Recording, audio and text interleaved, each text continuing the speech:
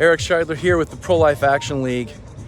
I found a little bit of shade here outside of Planned Parenthood.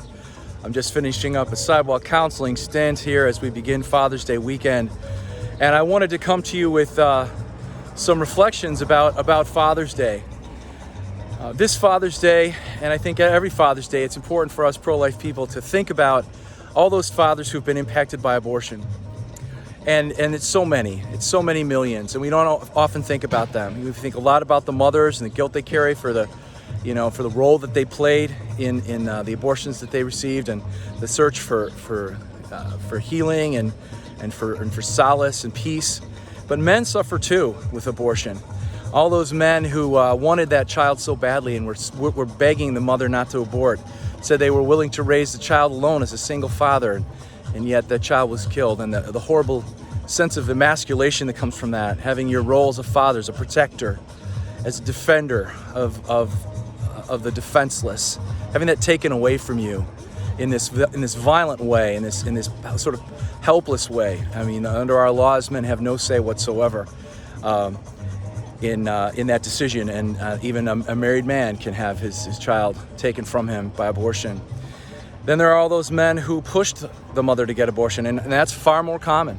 It's very often we find that the women who are getting abortions are being pushed into it by the father. And if the father is in favor of having the baby, if the father's willing to help, if the father's given support, the woman is so far less likely to choose abortion. So there's many men out there, and because they're a little bit more removed from the abortion, unlike the woman who has to undergo it with her own body, many of those men have never yet reckoned with their role in abortion, what they did that day.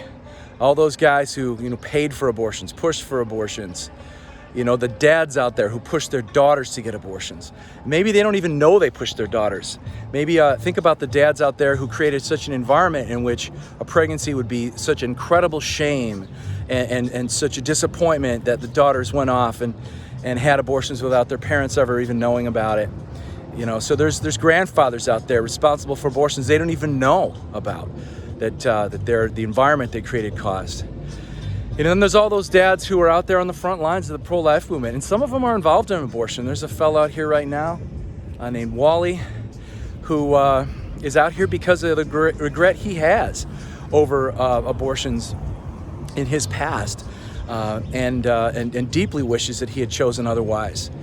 And he's out here doing something about that. And then there's dads like me who, I grew up in the pro-life movement. This has always been something I've thought about. I can't think about fathers and Father's Day without thinking about the abortion issue. My own dad was the founder of the Pro-Life Action League and continues to be our national director, and very involved with talking to all of our supporters and advising us as we go along, talking to the media. So there's another way that fathers and abortion come together. The mission that men like Joe Scheidler have taken upon themselves. Men like Brian Gibson of Pro-Life Action Ministries, Father Frank Pavone of Priests for Life, Sean Carney of 40 Days for Life, and David B. Wright and all of his campaigns, and the list goes on and on. I don't want to leave people out, but those are some of the folks I've talked to recently and who brought fatherhood, brought masculinity into this effort. Often we're told that as men we have no role to play, we have nothing to say about this, and some pro-life people even say that. There's some who say that we should mind our own business, but I'm not going to accept that. I think men have a crucial role to play in restoring a sense of respect for life, a sense of respect for the family, and for the roles of fathers. Abortion is in some sense nothing but a way for men to avoid fatherhood. It was men who pushed for abortion, lawyers, doctors, men pushed for abortion first. And very often it's the man, it's the father who wants the abortion and not the woman.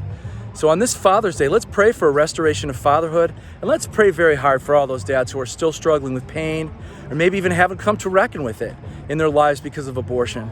I hope you'll have a blessed Father's Day and a blessed rest of your summer, and that will include, as we start to open up here, more and more street activism and advocacy for our unborn brothers and sisters, that we as men are called to take care of, that we as women, all of the women that we love are called to take care of. Let us be a family for every single child. God bless you.